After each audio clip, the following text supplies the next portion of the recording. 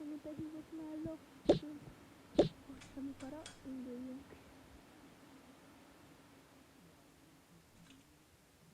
Nem para. Sziasztok lányok. Hallottam a rajztanárnőtől, hogy nagyon tehetségesek vagytok. Nem hiszem. Jó. Igen. De tudjátok, hogy a holnapi versenyen nem nyertek, elbosszantak. Akkor mérges leszek. Tanárnő.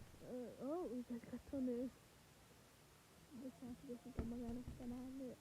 Túl megszoktam, nem járok igazgatónőbe. De igazgatónő. Elég félelmetes, amit most maga mondott. Nem jettünk. Bocsi lányok, csak elgondoltam, hogy tudod, lehetne szigorúbb is a gyerekekkel. Hát igen, tanárnő, de tanárnő, bocsánat, ez a tanárnő, mind a fejemben van. Igazgatónő, de magának méri, hogyha mi nyerünk?